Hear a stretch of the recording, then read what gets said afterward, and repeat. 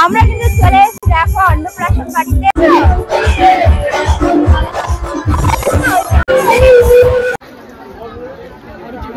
Hello everyone, welcome to my new blog. আজকের ব্লগটা শুরু করলাম কিন্তু একদম সাজুগুজু করতে করতে। কেন বলো তো? কারণ আজকে যাব নিমন্ত্রণ খেতে, মানে আজকে না, মানে এখনই যাব নিমন্ত্রণ খেতে, একটু পরে। আর কোথায় যাবো বলো তো?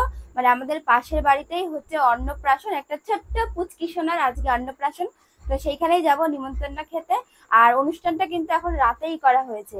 মানে বেসিক্যালি তো সব জায়গায় অন্নপ্রাশন তো দুপুরবেলাতেই করা হয়, কিন্তু ওদের বাড়িতে রাত্রেবেলা করা হয়েছে। আর দুপুরবেলাতেও আমার নিমন্ত্রণ ছিল, জল ভরার, তারপরে দুপুরবেলা খাওয়ার নিমন্ত্রণ ছিল। তো আমি তো যাইনি, কারণ তোমরা তো সবাই জানোই যে আমার মানে ছোট্ট একটা পুচকু সোনা আছে, তো ওকে রেখে যাওয়া তো সম্ভব না। আর আজকে জানো তো মানে প্রচুর বৃষ্টি হচ্ছিল, মানে সকাল দিয়ে ভীষণ বৃষ্টি হচ্ছিল, এখন একটু বৃষ্টিটা থেমেছে। তো সেই জন্য আর যাবো কিন্তু, আর আগে যাবো আমি আর বরমশাই, আর তারপরে যাবে মা আর বাবা। কারণ ও তো বাড়িতে থাকবে, ওকে তো আর নিয়ে যাব না এই কাদা বৃষ্টির মধ্যে। আর ও তো এখন অনেক ছোট, তাই ওকে এখন বাইরে বের করবো না। তো আমরা এই চারজনে মিলেই যাবো আজকে 2 ট্রিপে। আর দেখো এখানে আমি কত মেকআপের জিনিস সব নিয়ে বসেছি সাজু করার জন্য। আর কি পরবো আমি মানে বুঝেই পারছি না যে কি পরে যাব। এমনিতে তো বৃষ্টি কাদার দিনে বের করেছিলাম, দেখো এই যে দুটো হালকা হালকা শাড়ি বের করেছিলাম যে এই দুটো পরে যাব, এই যে পিঙ্ক কালারের একটা আর এই যে রেড কালারের একটা। কিন্তু এই যে ব্লাউজ গুলো না আমার গায়েই হচ্ছে না, মানে এত মোটু হয়ে গেছে আমি। মানে প্রেগনেন্সি হওয়ার পর থেকে আমি মোটু হয়ে গেছিলাম, তার আগের থেকে হয়ে গেছিলাম মাঝের দিকে। তো এই ব্লাউজ গুলো আমার কিছুই হচ্ছে না। দেখো ব্লাউজ গুলো কত সুন্দর, একটাও আমার গায়ে হচ্ছে না। তাই জন্য শাড়ি পরাই যাবে না। শাড়ি তো আমার বেশি পরাই হয় না, তাই ভাবলাম যে আজকে পরে যাই। তো ব্লাউজ গুলো হচ্ছে না, তো কি করা যাবে। আর মা এই শাড়িটা পরবে, এই যে নীল কালারের শাড়িটা, এইটা মা পরবে। তা আমি ভাবলাম যে গায়ে যখন হচ্ছে না তাহলে চুড়িদার পরেই যাই। এই চুড়িদারটা পরবো, মানে এগুলো সব বের করে নিয়েছিলাম পরার জন্য, তো গায়ে হচ্ছে না দেখে। তাই এই যে এই কুর্তিটা, এটা চুড়িদার সেট, এইটাই পরে যাব। তো ওখানে গিয়ে কি কি খাওয়া দাওয়া করবো আর কিরকম কি আয়োজন হয়েছে সবকিছু তোমাদের সাথে শেয়ার করবো। তাই তোমরা ব্লগটা, আমরা এখন বেরু বেরু যাচ্ছি তোমাকে না নিয়ে, ঠিক আছে? তুমি ঠাম্মির কাছে শান্ত হয়ে থাকবে, কোনো দুষ্টুমি করবে না কিন্তু, ঠিক আছে? বলো। আর তুমি তো এখন অনেক ছোট, তাই তোমাকে এখন নিয়ে যাওয়া যাবে না। তুমি একটু বড়, তারপর তোমাকে নিয়ে যাব, ঠিক আছে? তারপর আর কয়েক মাস পরে তো তোমার নিজেরই অন্নপ্রাশন, তখন নিজের অন্নপ্রাশন খাবা, ঠিক আছে? সাবধানে রেখো রে। তা আমরা ওইখানে গেলে তারপর তোমার ফোন করবো, ওখানে তবে রেডি হয়ে যাও। আমরা কিন্তু চলে এসেছি দেখো অন্নপ্রাশন বাড়িতে। আর এটা হচ্ছে গিয়ে গেটের মুখের দিক, আর আমাদের বাড়িতে কিন্তু পেছনের দিকে, মানে ওই দিক থেকে আসতে হয়। তো তোমাদের দেখানোর জন্য কিরকম কি সাজানো হয়েছে, তাই কিন্তু সামনের দিকে আবার আসলাম। এদিকে দেখো দুটো ট্রি রয়েছে, আর এদিকে সাজানো আর সামনেও আছে। চলো আসো।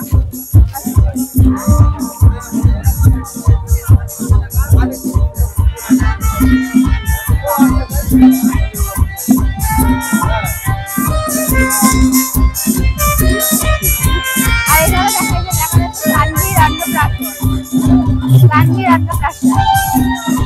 ওই দুটো গেট করেছে, একটা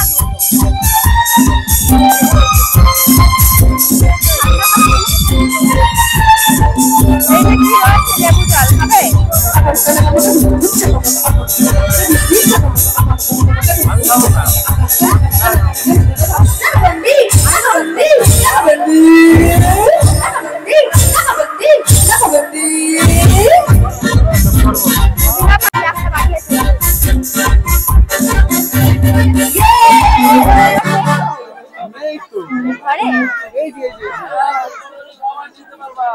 দেখি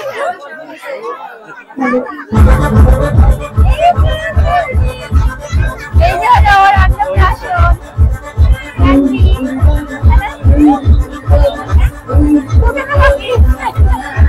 ধরতেই পারবে না,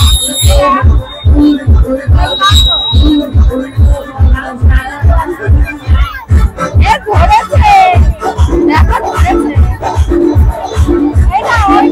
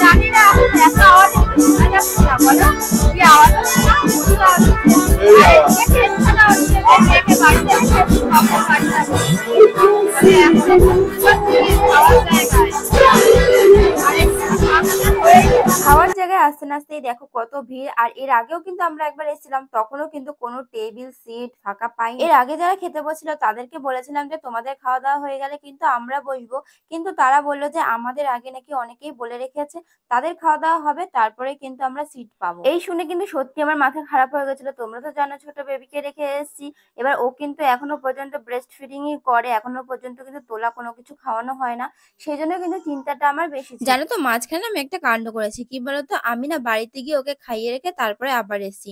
আর আমাদের বাড়ির থেকে যেহেতু একদম পাশাপাশি বাড়িতে, সেই জন্য কিন্তু সেই রকম কোনো অসুবিধা এবার হয়নি। কিন্তু আমরা নিশ্চিন্ত মনে খেতে পারবো। আর অনুষ্ঠান বাড়িতে কি কি মেনু হয়েছে তোমাদের সাথে তো শেয়ার করা হয়নি, তো চলো একটা একটা করে দেখিয়েই দিই। প্রথমেই কিন্তু পাতে পড়ে গেল egg table, tomato sauce, salad, তারপরে দিয়ে দিল ভাত, ভেজ ডাল, ঝুরঝুরে আলু ভাজা, তার সাথে কিন্তু ছিল কাতলা কালিয়া, চিকেন কষা, আর তারপরে কিন্তু পাতে পড়ে গেল চাটনি, ঝুরঝুরে পাঁপড়, রসগোল্লা, আর এছাড়াও কিন্তু ছিল হজমোলা, তারপরে কিন্তু ছিল আইসক্রিম।